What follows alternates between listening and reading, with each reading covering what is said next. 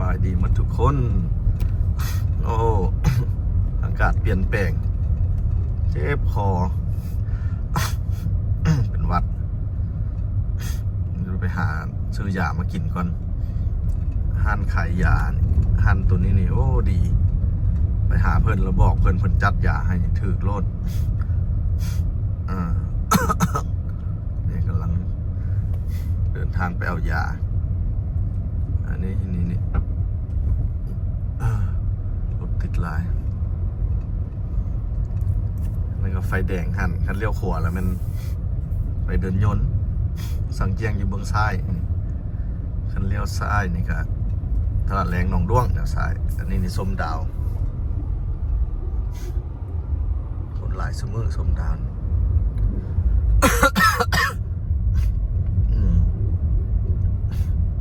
โอ้เป็นวัดแหง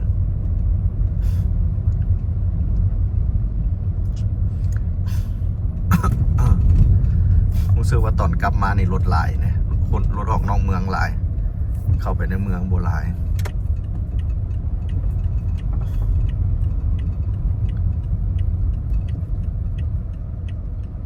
โอ้มาตันอยู่นี่บัดนี้เอาสิเลี้ยวซ้าย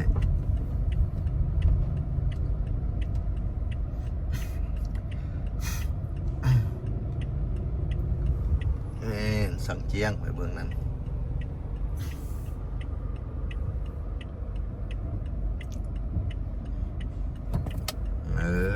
มีส่งวางให้อาจได้ไปโอ้ให้ไปหมดนี่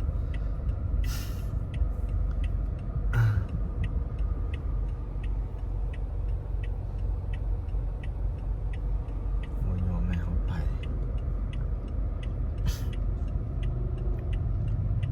ราคาอยู่นี่เลย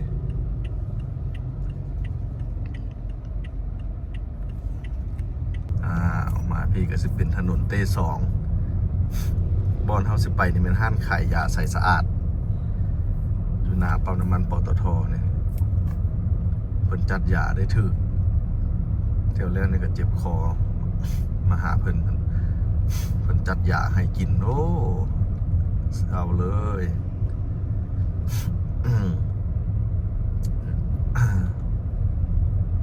เต้สองเด้อนี่ขี่ไปอีกกับมันตลาดแรงหนองด้วง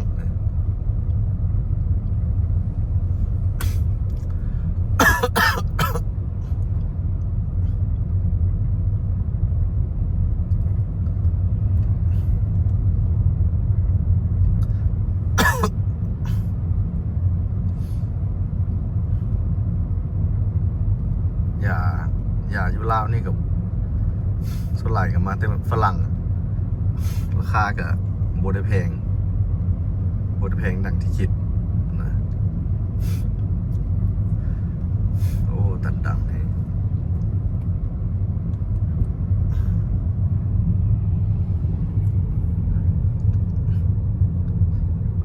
ทุกปั๊มน้ำมันนี่ต้องมีห้องน้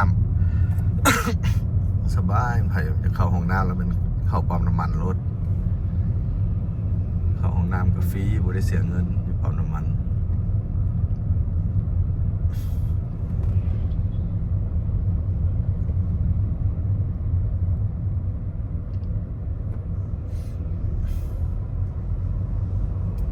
ตอนนี้ก็10:38ตอนเช้ามีรถหลายเสยมั้งนะ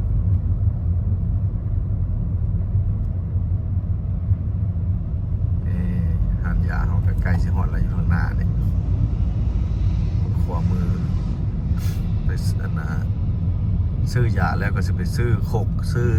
ซากให้แม่บ้านโคกซากแล้วก็ไปซื้อหัวอาหารป่าแม่บ้านรายงานว่าหัวอาหารป่ากำลังสิหมดนี่หันยานะขายยาใส่สะอาดเนี่ยเราจะจอดนอกอีกซะเดินเข้าไปเอาปืนหนึ่งงานปตทหลังจากไปซื้อยาแล้วไปซื้อหัวอาหารป่าแบบนี้หัวอาหารป่านี่ก็พอดีทางเมืองเขาเลยอยู่บ้านดงนาโซกเนี่ย เป็นทางผ่านเขาเลย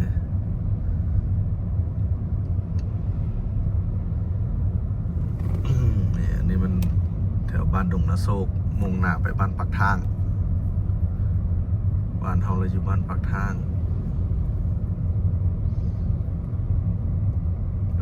แต่ว่าสิไปเวะก่อนทานอาหารป่าหัวอาหารป่าก็มันน่าจะไปแวะไปซื้อขกกับสากห้านขาประจำเขาห้านนั้นมีเครื่องหลายหันไปห้านนั้นถือว่าจะครบจบรถได้ไฟเรื่องยุ่งเงินก็ขึ้นขวานะแล้วราคาเพิ่นก็บ่ได้แพงปานไหนอีก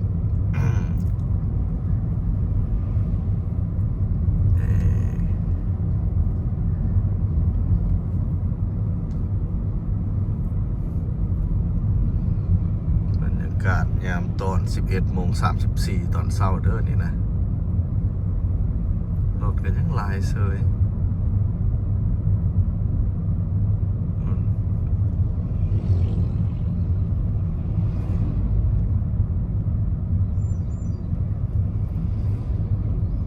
นี่หันขาย หัวหันป่าเขาอยู่ทางหน้านี่เบิ่งก่อนว่ามันมีบ่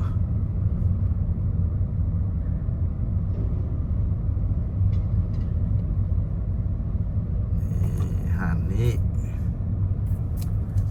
โอ้เปิดอยู่คือว่าปิดนี่ดิหันนี้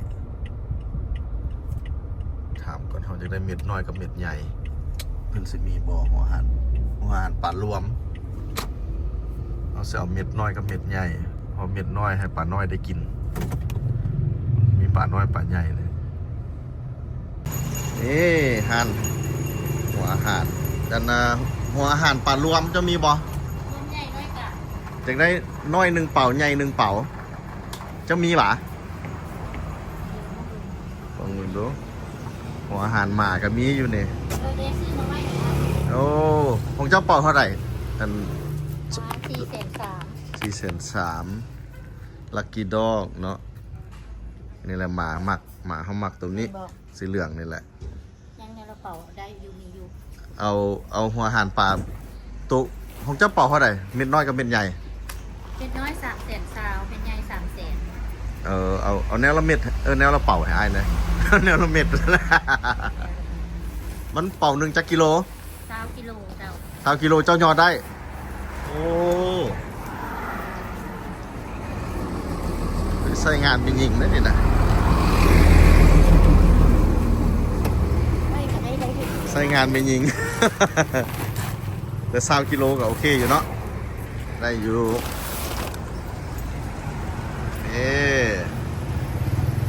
นี่ดงนาโซก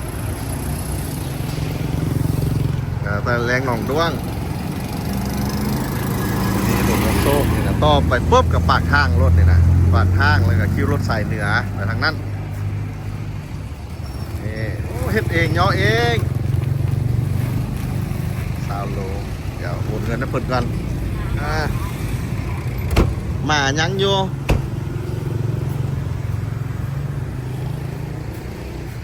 โอเคโอนเงินให้เพิ่นก่อนหัวอาหารป่าได้แล้วแต่ว่าสิขึ้นรถเนี่ยมันก็ยากเลยรถหลายโอ้ถึงจังหวะแล้วพอดีขึ้นเลยรถหลายเอาแค่ว่าโอ้ยเอิบโอ้โถวันนี้เขาจะไปห้านขาประจำเขาอยู่ทั้งหน้านี่ซื้อโคกซื้อสากให้แม่บ้านแต่ว่าตัวเก่าหันมันบดีแล้วสั้นแล้วก็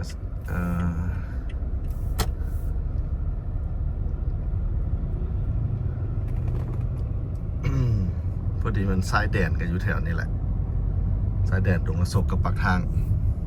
บอลเขาอยู่นี่แหละสายแดนยังมันอยู่บอลนี้นี่แหละบอลหอมนี่แหละหอมเข้าไปนี่แหละนี่สายแดน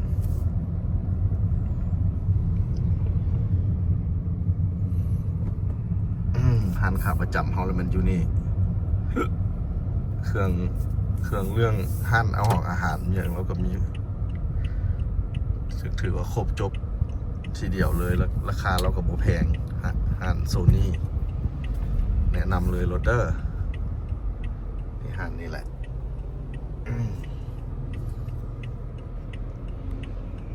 นี่ในบ้านให้มาเอาคกกับสากเพื่อนว่ามีตะคกสากเมดเนาะสากเมดนี่หั่นนี่หั่น เอาไปเลยดิ หั่นขาประจำเรียกว่ามีครบหมดด้วยหั่นนี่นี่เครื่องบ้านเครื่องยังครบหมดอยู่นี่ยาปรับผ้านุ่มครีมอาบน้ำนะครับเอาเรื่อยๆตัวนี้นี่แนะนำโรเดอร์ตัวนี้หอมดี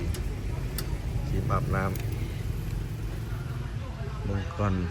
แม่บ้านว่าอยากได้สเปรย์ขายุงโอ้น้องอ้อยว่าอยากได้สเปรย์ขายุงนี่ได้เจอแล้วนี่ได้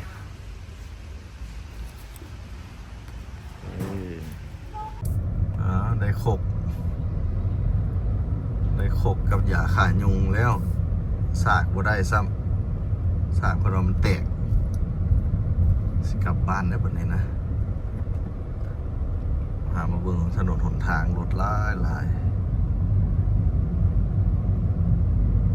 นะในการก่อสร้างนั่นนี่นะเมืองซ้ายเมืองขวาคนมาหลายคนโหมาอยู่หลายเดี๋ยวนี้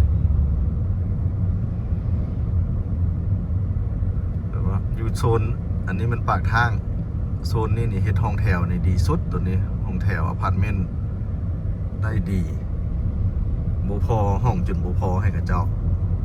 จนจองเมียนแบบผู้เขาเจ้าอยู่แล้วเขาเจ้าบอกว่า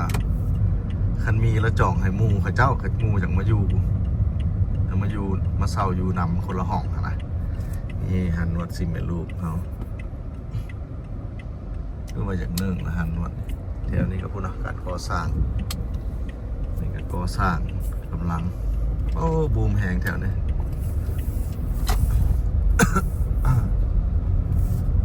มาเด้อไผ่มาหยาบประเทศลาวอยากมานวดละมาพี่เลยบ้านปากทางหอม2ขี่เข้ามาประมาณ300 เมตรนี่แหละเจอเลยอยู่เบื้องขวามือ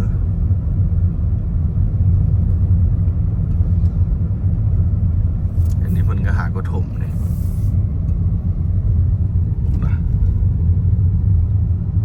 หากระถมเดี๋ยวได้ยินว่าเพิ่นสัมปทาน20 ปีเลยตัวนี้อันนี้ก็ตลาดสดโชคดีอยู่ใกล้ๆบอนเขาอยู่เลยมาเขาก็โชคดีไปนำมีแต่ดินตอนเดียวนี่ขันเสร็จแล้วก็เป็นดินเขาอันนี้ห้องแถวกำลังขึ้นห้องแถวนี้ดีสุดอันนี้มันธุรกิจเสือนอนกินอันนี้มันเสือนอนกิน ข้างๆบอนไอโจไปเก็บผักบุ้งกับสาวๆก็ถึกถมหมดละแถวนั้น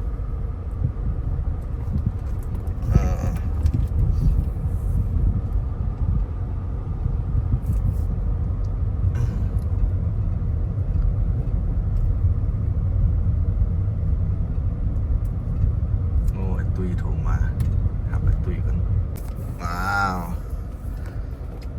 เรามาจอดเบื้องนี่เบื้องนั้นนะจอยเทสิมังจอยวันทิศหนึ่งจะเหยียบได้ประสานพื้นจอดตรงนี้ก่อน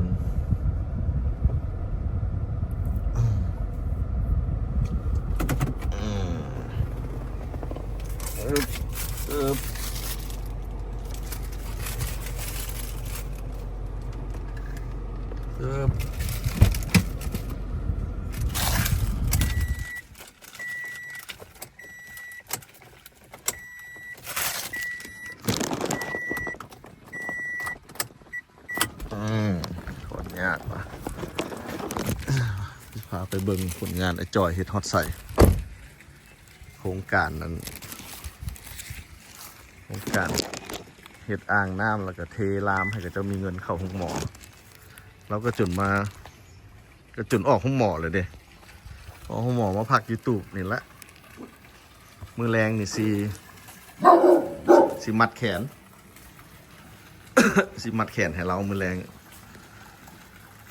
ถามว่าเป็นอย่างจังมัดแขนเขาเจ้าว่าย่านเราขวนเราเสียไปห้องหมอมาย่านขวนเราเสียต้องมัดแขนเราขวนเรากลับมาว่าสั้นเขาไปซื้ออันน่ะซีอันน่ะแนะนำน้ำอันน่ะได้พลังงานแสงอาทิตย์นี่นะห้ามบ่ให้มันวิดน้ำมือนะฮะมันวิดน้ำตู่เบื้องนี้วิดน้ำเลยไหมมันต้องแช่อยู่ในน้ำตลอดบ่ให้ถึกบ่ให้วิดน้ำไหมเด้ น้ำมันบกเลยได้ย้ายออกไปนอกพุ่นแต่ก็ยังบ่แล้วเทื่อเดี๋ยวจอยมาแปลงยับออกไปอีกเพราะน้ำยังสิบกหลายกว่านี้ก็เลยได้ไปซื้อไดมาใหม่ประสบการณ์ที่ผิดพลาดนะห้ามบ่ให้น้ำมันนะบ่ให้อันนี้เห็นน้ำคันน้ำอยู่นี่เราเทต้องให้มันรีบน้ำนี่คืออยู่นี่จะไปซื้อใหม่ซื้อมาใหม่ใครแต่ว่ามันกับโบแพงอย่างนี้500,000 กีบแล้วก็$25ใครแต่โบแพงแต่ว่าแพงมันหันแพงอยู่เทิงหัน3 ล้านฝ่ายได้แพงอยู่เทิงแต่ว่าใดหนึ่งใส่แผงหนึ่ง300 วัตต์อยู่ถึง1 อัน300 วัตต์อีกอันหนึ่งได้อ่างนี่บนแล้วเถื่อเพราะว่าลามไปนะแค่จอยเทแล้วก็เทลามออกไปไปเบิ่งดูเทแล้วมีแต่สีเทเบื้องนั้นบนจอดรถแล้ว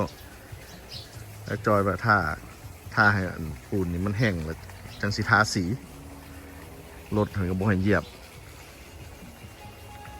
บเทื่อทิศหนึ่งจังเหยียบสันนี่ผลงานขวนฟังเพลงมีความสุข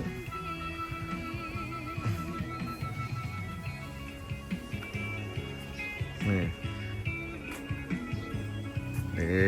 เทบอลจอดรถคุณอ่ะ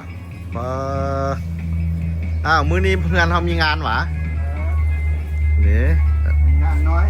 ต้องได้ขอบใจไอ้จอยนี้หาเงินให้ผู้นั้นไปห้องหมอนี่ผู้นั้นก็นอนอยู่ตูบนั้นน้องสาวของน้องพรแหงงานไอ้จอยแท้ๆเลยเฮ็ดอันนี้แล้วก็เอาเงินให้เมียก็เอาเงินไปปัวน้องสาวเบิ่งหน้าไอ้จอยสัดนี่น้ำอ่างบ่จอยอ่างหน่อยนึงบ่จอย2 บอนนี่บ่อ่างบ่รูปหน่อยนึงบ่ตุบตัวใหม่นะนี่น้องพรมื้อนี้เพื่อนเรามีงานหวะ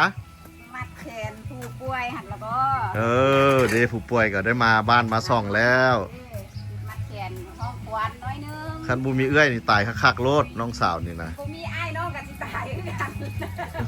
เป็นอย่างจังมีไอ้รัดใจดีซอยแม่นหวะนั่นแล้วก็บ่มีไอ้จอยนี่ก็เซ็ตมักแงบอันนั้นโลดเจ้าน่ะ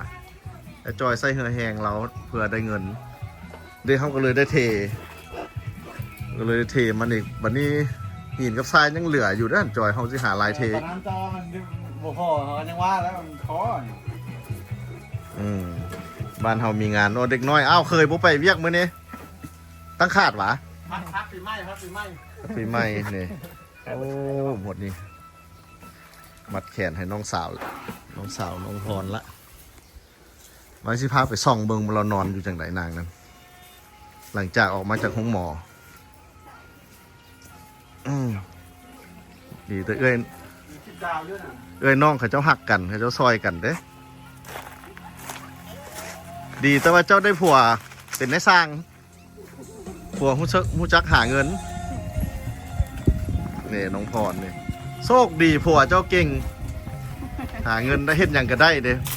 ติวิทยา จอดหลังคากับแม่นเราก็จอดไอ้จอยฝีมือเราเทพื้นกับแม่นไอ้จอยนี่แม่นางนี่น้องนะพรนี่มีลูก2 คนแล้วได้แยกกันละเลี้ยงบ่ไปเฮ้ยหรือว่าเอากลับคืนมาแล้ววะลูกผู้ที่2เด้ลูกผู้ที่2แม่ย่าเอาไปเลี้ยงเลยวะหรือว่าจะไปนำเอาอยู่เอาไปเลี้ยงซอยนี่เดี๋ยวนี้เสื้อนี่ก็ไอ้รัดใจดีเอาให้นี่นะเสื้อนี่นะเห็นบอกคักบอลนี่สุดยอด เดี๋ยวเสื้อให้เพิ่นอันนึงเจ้าเป็นยังไงหุ้ซึกนั่นไหนเดี๋ยวนี้ใครอยู่วะยังหักอยู่โอ้พญาติขี้แมวแต่ว่า เมลพญาติจะขี้แมวเข้าสมองเจ้าโอ้เอาครับฟังด้วยพิจารณญาณเด้อมาจากไหนก็ภาษาลาวเนาะครับฟังด้วยพิจารณญาณเด้อไผ่เสื้อกับเสื้อบ่เสื้อกับบ่เสื้ออันนี้เนาะแต่อันนี้ในหมอบอกแล้วว่าเป็นพญาติขี้แมวเป็นขี้แมวแห้งขึ้นสมองพญาติก็อยู่สมองพาให้หักว่าสันซะมือนี้สิมัดแขนเอาเรากลับบ้านนี่เด้แล้วไปอยู่ห้องหมอดนเติบได้ไปอยู่15 มื้อเนาะนี่แหละนี่เลยเดี๋ยวนี้อยู่กับลูกสาวโอเคเอาขอให้เจ้าส่วงเซาไวๆซะไวแล้วก็ไปเอาลูกเจ้ากลับคืนมาคนนี้ก็สิคืนทอดน้องนี่เนาะโอ้โทรลมกันอยู่ไอ้น้อยว่ายังบ่เป็นตีโอเคส่วงเซาไวๆเด้อ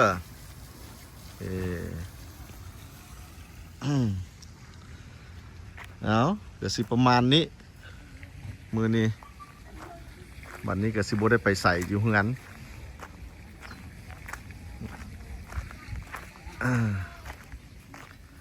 อยู่บ้านนี่เด้ฝีมือไอ้จอยเทบอลจอดรถ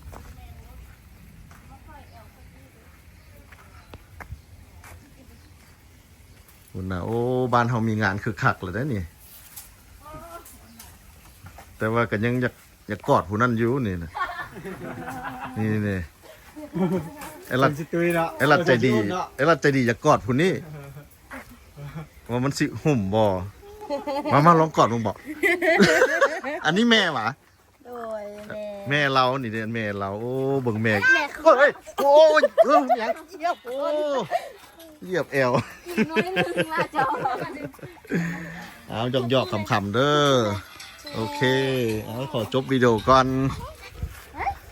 เจอกันใหม่รถมันทอดคำทอดมากระทุกไป